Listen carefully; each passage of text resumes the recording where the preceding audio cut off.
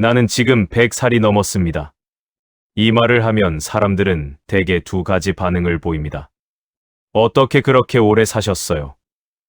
하고 건강 비결을 묻거나 대단하세요 하고 그냥 지나쳐버리거나. 그런데 정작 제가 하고 싶은 말은 그런 것들이 아닙니다. 100년을 살아보니 인생에서 가장 중요한 것이 무엇인지 이제는 압니다. 그것은 얼마나 오래 사느냐가 아니었습니다. 얼마나 좋은 집에 사느냐도 아니었고 얼마나 많은 자식을 두느냐도 아니었습니다. 그것은 단 하나였습니다. 어떤 태도로 살았느냐.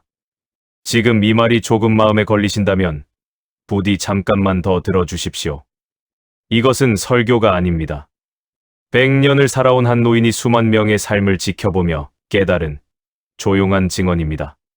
제가 젊었을 때 가까이 알고 지내던 두 친구가 있었습니다. 한 사람을 편의상 A라고 부르겠습니다. 그는 젊은 시절 꽤 어렵게 살았습니다. 전쟁을 겪었고 가난했고 하고 싶었던 공부도 마음껏 못했습니다. 그러나 노년의 그를 만날 때마다 그의 얼굴에는 묘한 빛이 있었습니다. 이야기를 나누면 늘 뭔가를 얻어 나오는 느낌이었습니다. 그는 자주 이런 말을 했습니다. 그래도 오늘 하루가 고맙더라고. 아침에 눈을 떴는데 또 살아있지 않겠어. 또 한 사람, B라고 하겠습니다. 그는 객관적으로 훨씬 나은 삶을 살았습니다. 교육도 잘 받았고 직장도 안정적이었으며 자식들도 번듯하게 컸습니다. 그런데 노년의 그를 만나면 묘하게 기운이 빠졌습니다. 늘 불만이 있었습니다. 자식 이야기를 하면 서운함이 나왔고 세상 이야기를 하면 분노가 나왔고 자기 이야기를 하면 후회가 나왔습니다. 내가 그때 그 선택만 안 했어도 요즘 세상이 왜 이 모양인지, 자식들이 나를 이렇게 대우할 줄은 몰랐어. 두 사람은 같은 시대를 살았습니다. 비슷한 나이에 비슷한 한국의 격동기를 통과했습니다. 그런데 노년의 얼굴이 이토록 달랐습니다. 저는 오랫동안 그 차이가 어디서 왔는지 생각했습니다. 건강 때문일까? 자식 때문일까? 돈 때문일까? 그런데 천천히 들여다볼수록 그것은 환경의 차이가 아니었습니다. 태도의 차이였습니다. A는 어렵고 힘든 상황에서도 그래도를 찾는 사람이었습니다. B는 좋은 상황에서도 그런 데를 찾는 사람이었습니다. 그 한 글자의 차이가 노년의 얼굴을 완전히 다르게 만들었습니다. 여기서 저는 여러분께 조용히 여쭤보고 싶습니다. 지금 이 순간 여러분은 어떤 말을 더 자주 쓰고 계십니까? 그래도입니까? 아니면 그런데입니까? 이것은 단순한 말버릇이 아닙니다. 삶을 바라보는 방향입니다. 저는 젊은 시절 철학을 가르쳤습니다. 수십 년 동안 강단에 섰고 수많은 책을 읽었으며 수많은 사람들과 대화를 나눴습니다. 그러나 제가 진짜로 인생을 배운 것은 책에서가 아니었습니다. 사람들의 삶을 지켜보면서였습니다. 한국 전쟁 직후 저는 피난지에서 사람들을 만났습니다. 모두 잃은 사람들이었습니다. 집도 잃고 가족도 잃고 재산도 잃고. 그런데 그 극한의 상황에서도 어떤 사람들은 다시 일어섰고 어떤 사람들은 평생 그 자리에 주저앉았습니다. 그 차이가 능력이었을까요? 아닙니다. 체력이었을까요? 그것도 아니었습니다. 어떤 사람들은 폐허 속에서도 내일을 바라보는 눈이 있었고 어떤 사람들은 아무것도 없는데도 어제의 원망에서 헤어나오지 못했습니다. 저는 그때 처음으로 이것을 깨달았습니다. 인간에게 주어진 마지막 자유는 어떤 태도를 선택하느냐 하는 것이라는 것을. 환경은 빼앗길 수 있습니다. 재산도, 건강도, 심지어 사랑하는 사람도 빼앗길 수 있습니다. 그러나 그것을 바라보는 태도만큼은 누구도 빼앗아 갈 수 없습니다. 이것은 제가 만들어낸 말이 아닙니다. 제가 살아오며 수없이 목격한 사실입니다. 노년이 되면 많은 것이 달라집니다. 몸이 달라집니다. 예전처럼 움직이기 힘들어집니다. 아침에 일어나는 것 자체가 어느 날부터는 작은 노력을 요구합니다. 거울을 보면 낯선 얼굴이 보입니다. 내가 저렇게 늙었나 싶은 얼굴이, 사회적 위치도 달라집니다. 한때는 회사에서, 가정에서, 사회에서 중심에 있었는데 어느 순간부터 주변으로 밀려나는 느낌이 듭니다. 아무도 일부러 밀어낸 것이 아닌데 그냥 자연스럽게 그렇게 됩니다. 관계도 달라집니다. 오래 알고 지내던 친구들이 하나둘씩 곁을 떠납니다. 자식들은 자기 삶이 바빠서 자주 연락하기 어렵습니다. 배우자와 단둘이 있는 시간이 길어지거나 혼자 있는 시간이 길어지거나 그리고 그 긴 시간 속에서 사람은 생각합니다. 잘 살았나? 제대로 살았나? 후회는 없나? 이 질문들이 노년의 조용한 적입니다. 제가 아는 한 여성이 있었습니다. 남편과 사별한 후 혼자 사는 분이었는데 자식이 셋이나 있었습니다. 그런데 그 자식들이 각자 바빠서 명절에나 겨우 얼굴을 보는 처지였습니다. 어느 날 그분을 만났더니 이런 말씀을 하셨습니다. 선생님, 제일 무서운 게 저녁 시간이에요. 해가 지면 집이 너무 조용해서요. 저는 그 말을 지금도 잊지 못합니다. 노년의 외로움은 사람이 없어서 오는 것만이 아닙니다. 아무도 나를 기다리지 않는다는 느낌, 내가 없어도 세상이 아무렇지 않게 돌아간다는 느낌. 그것이 노년을 짓누르는 진짜 외로움입니다. 그런데 그분이 그 다음에 이런 말씀을 하셨습니다. 그래서 저는 요즘 저녁마다 일기를 씁니다. 오늘 하루 감사한 일 3가지를요. 처음엔 뭘 써야 할지 몰랐는데 쓰다 보니까 있더라고요. 오늘 햇볕이 따뜻했다든가 슈퍼 아주머니가 웃어줬다든가. 저는 그 말에서 무언가를 보았습니다. 그것은 감사를 연습한다는 것이 아니었습니다. 태도를 선택한다는 것이었습니다. 저녁의 적막함을 원망으로 채울 수도 있었는데 그분은 그 시간을 자기 자신과의 대화로 채우기로 선택한 것이었습니다. 그분의 얼굴에는 외로움이 있었습니다. 그러나 동시에 무너지지 않는 무언가가 있었습니다. 저는 그것이 태도에서 오는 존엄이라고 생각합니다. 여기서 여러분께 다시 여쭤봅니다. 지금 여러분의 저녁 시간은 어떻습니까? 그 시간을 무엇으로 채우고 계십니까? 이것은 옳고 그름을 묻는 것이 아닙니다. 그저 한번 들여다보시라는 것입니다. 후에 이야기를 좀 더 해보겠습니다. 저는 오래 살면서 많은 분들이 임종을 앞두고 하시는 말씀들을 들었습니다. 사람이 마지막에 후회하는 것들이 있습니다. 그 후회들을 들어보면 놀랍게도 대부분 비슷합니다. 더 용감하게 살지 못한 것을 후회합니다. 남의 눈치를 너무 많이 봤다고, 하고 싶은 말을 못하고, 하고 싶은 일을 못하고, 너무 조심스럽게만 살았다고, 너무 일만 했던 것을 후회합니다. 가족과 더 많은 시간을 보낼 걸, 친구와 더 자주 웃을 걸 하고, 자신에게 너무 가혹했던 것을 후회합니다. 스스로를 더 사랑해 줄 걸 하고, 그리고 한 가지 더. 너무 많이 불평했다는 것을 후회합니다. 그 시절에도 충분히 좋은 것들이 있었는데, 거기 눈을 두지 못하고 없는 것만 바라봤다고. 이 후회들의 공통점이 보이십니까? 모두 태도에 관한 것들입니다. 돈이 없어서, 건강이 나빠서, 환경이 나빠서가 아닙니다. 어떤 시선으로 살았느냐에 대한 후회입니다. 저는 이것이 무겁습니다. 우리가 지금 이 순간에도 나중에 후회할 태도로 살고 있을 수 있기 때문입니다.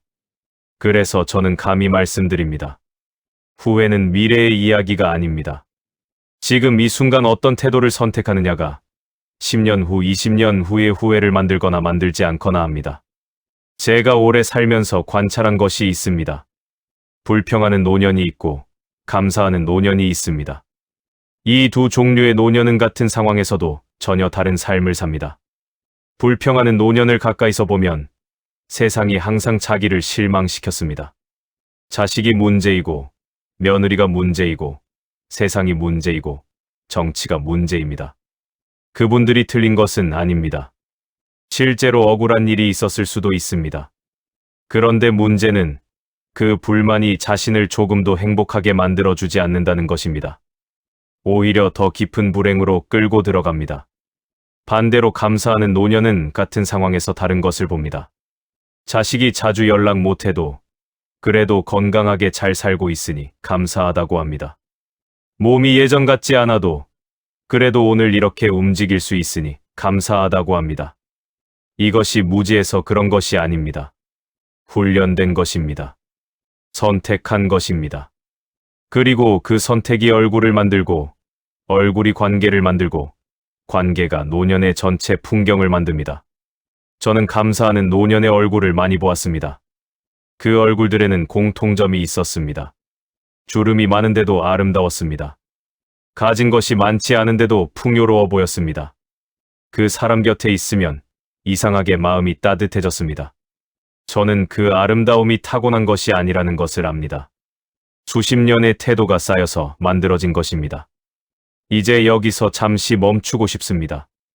여러분, 지금 이 순간 여러분의 얼굴을 떠올려 보십시오. 가장 편안할 때, 아무도 보지 않을 때, 혼자 있을 때의 얼굴을. 그 얼굴에 무엇이 더 많이 있습니까? 불만입니까? 평온입니까? 원망입니까? 수용입니까?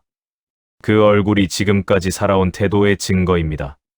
그리고 동시에 앞으로의 태도를 선택할 수 있다는 가능성의 증거이기도 합니다.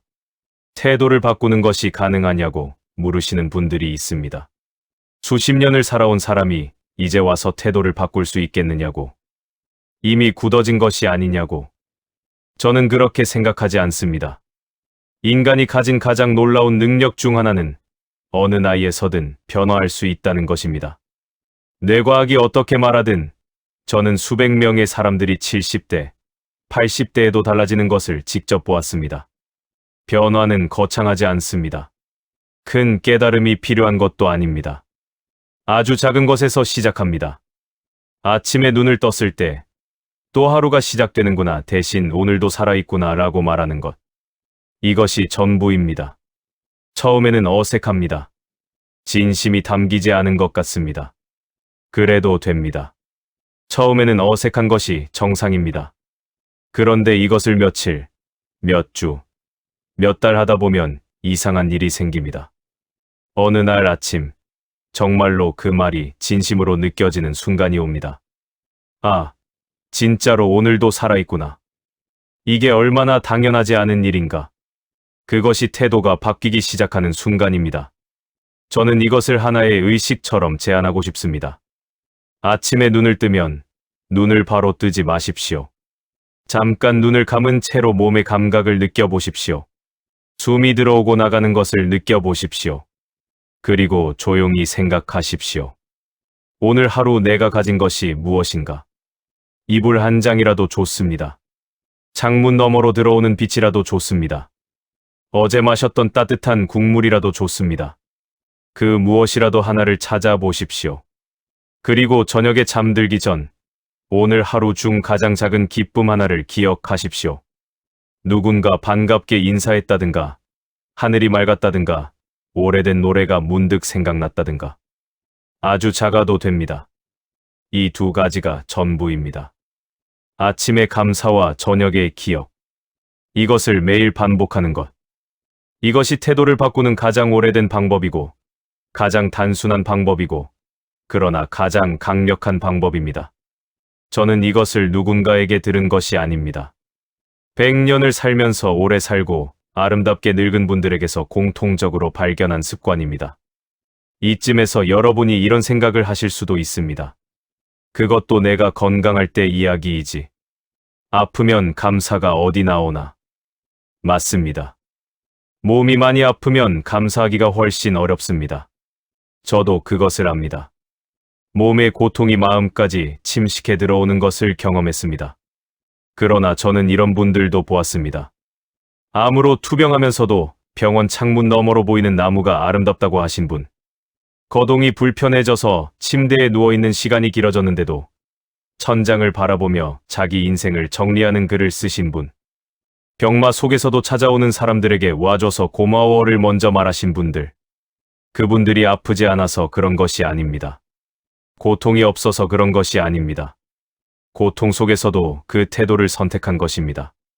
저는 그분들을 보면서 인간이 얼마나 존엄한 존재인지를 새삼 느꼈습니다. 인간은 환경의 산물이기도 하지만 동시에 자신의 태도를 선택할 수 있는 유일한 존재입니다. 그 선택의 능력이 우리를 인간답게 만드는 것이라고 저는 믿습니다. 자식 이야기를 잠깐 하고 싶습니다. 많은 분들이 노년의 자식 때문에 상처를 받습니다. 기대했던 것과 다른 자식의 태도에 실망하고 서운해하고 때로는 분노합니다. 이것은 자연스러운 감정입니다. 모성과 부성이라는 것이 본래 그렇게 깊고 간절한 것이기 때문입니다. 그런데 저는 오래 관찰하면서 이것을 보았습니다. 자식에게 서운함을 갖는 부모는 두 종류가 있었습니다. 한 종류는 그 서운함을 자식에게 직접 혹은 간접적으로 표현하면서 관계가 점점 더 멀어지는 분들이었습니다. 또 한 종류는 그 서운함을 스스로 들여다보면서 내가 너무 많은 것을 기대했나? 자식도 자기 삶이 힘들겠지 하고 조금씩 내려놓는 분들이었습니다. 두 번째 분들이 결국 자식과 더 가까워졌습니다. 역설적으로. 왜냐하면 사람은 자기를 비난하는 사람에게서는 멀어지고 자기를 이해해주는 사람에게는 다가가기 때문입니다. 이것도 태도의 문제입니다. 자식에 대한 기대를 포기하라는 것이 아닙니다. 그 기대를 어떤 방식으로 품느냐, 그 서운함을 어떻게 다루느냐 하는 태도가 관계의 방향을 결정한다는 것입니다. 한 가지 더 이야기해야 할 것이 있습니다. 노년의 태도가 가장 시험받는 순간은 비교할 때입니다. 옆집 사람은 자식이 자주 찾아온다더라. 그 사람은 손주들과 함께 산다더라. 저분은 여행도 자주 다닌다더라. 이 비교가 시작될 때 태도는 가장 빠르게 무너집니다. 저는 오래 살면서 이것을 확신하게 되었습니다. 비교는 행복의 가장 빠른 적입니다. 가진 것을 없게 만들고, 충분한 것을 부족하게 만들고, 아름다운 것을 초라하게 만듭니다. 그리고 이 비교는 노년에 더욱 자주, 더욱 깊게 찾아옵니다. 시간이 많아지면 생각도 많아지고, 생각이 많아지면 비교도 많아집니다. 그럴 때 필요한 것이 있습니다. 나의 이야기로 돌아오는 것입니다. 남의 이야기가 아니라 내 이야기. 남의 삶이 아니라 내 삶. 그 삶 안에서 내가 선택할 수 있는 것들에 시선을 두는 것. 이것이 비교에서 빠져나오는 유일한 길입니다. 저는 지금 100살이 넘었습니다. 이 나이에 돌이켜보면 제가 행복했던 순간들이 있습니다. 그 순간들을 떠올려보면 공통점이 있습니다. 거창한 순간들이 아니었습니다. 좋은 사람과 나눈 대화, 오래된 책 한 구절이 마음에 와 닿았을 때, 작은 정원에 꽃이 피어 있을 때, 아침 햇살이 유독 따뜻했던 날. 이런 것들이었습니다. 그리고 제가 불행했던 순간들도 있습니다. 그 순간들의 공통점은 무언가를 잃었을 때가 아니었습니다. 없는 것에 집착했을 때, 과거를 원망했을 때, 미래를 두려워했을 때였습니다. 행복과 불행의 차이는 가진 것의 양이 아니었습니다. 가진 것을 어떻게 바라보느냐 하는 태도였습니다. 이것이 100년을 살아온 한 노인이 드릴 수 있는 가장 정직한 증언입니다. 여러분, 지금 이 이야기를 들으시는 여러분은 아마 저보다 훨씬 젊으실 것입니다. 그 말은 여러분에게 아직 시간이 있다는 것입니다. 태도를 바꿀 시간, 연습할 시간, 변화할 시간. 저는 그것이 부럽습니다. 진심으로. 제가 만약 지금의 여러분 나이로 돌아간다면 저는 더 많이 감사할 것입니다. 더 적게 비교할 것입니다. 더 자주 그래도를 쓸 것입니다. 더 자주 사람을 바라볼 것입니다. 더 많이 웃을 것입니다. 사소한 것들이 얼마나 소중한지를 알았을 때는 이미 그것들이 많이 지나가 버린 후였기 때문입니다. 이제 마지막으로 하나의 장면을 상상해 주십시오. 10년 후의 당신입니다. 어느 조용한 오후, 창가에 앉아 있습니다. 햇살이 들어옵니다. 차 한 잔이 앞에 있습니다. 그 사람의 얼굴은 어떻습니까? 편안합니까? 긴장해 있습니까? 눈빛에 무엇이 있습니까? 수용입니까? 원망입니까? 그 사람의 마음은 어떻습니까? 지금의 삶이 충분하다고 느낍니까? 아직도 무언가 부족하다고 느낍니까? 그 10년 후의 당신은 지금 오늘의 태도가 쌓여서 만들어집니다. 오늘 아침 눈을 떴을 때 무슨 말을 했습니까? 오늘 누군가와 마주쳤을 때 어떤 얼굴을 했습니까? 오늘 무언가 마음에 들지 않았을 때 그것을 어떻게 다루었습니까? 그 작은 선택들이 모여서 10년 후의 얼굴이 됩니다. 10년 후의 관계가 됩니다. 10년 후의 노년이 됩니다. 저는 여러분에게 무언가를 강요하고 싶지 않습니다. 어떻게 사는 것이 옳다고 판단할 자격이 제게 있다고 생각하지도 않습니다. 저도 수없이 실패했고, 수없이 원망했고, 수없이 비교했습니다. 다만 100년을 살아본 사람으로서 조용히 드리고 싶은 말은 이것입니다. 환경이 인생을 결정한다고 생각했는데 살아보니 태도가 인생을 결정했습니다. 조건이 행복을 만든다고 생각했는데 살아보니 태도가 행복을 만들었습니다. 가진 것이 많아야 감사할 수 있다고 생각했는데 살아보니 감사하는 태도가 먼저 있는 사람이 더 많이 가진 삶을 살았습니다. 이것이 제 증언입니다. 100년을 살며 수만 명의 삶을 지켜본 한 노인이 마지막으로 여러분께 질문 하나를 드리며 마치겠습니다. 지금 이 순간 여러분은 어떤 노년을 선택하시겠습니까? 그런데의 노년입니까? 그래도의 노년입니까? 이것은 먼 미래의 이야기가 아닙니다. 오늘 저녁, 오늘 밤, 내일 아침 그 선택이 시작됩니다. 그 선택은 오직 여러분만이 할 수 있습니다. 저는 여러분이 아름다운 노년을 사시기를 진심으로 바랍니다. 구독은 무료이고 좋아요는 큰 힘이 됩니다.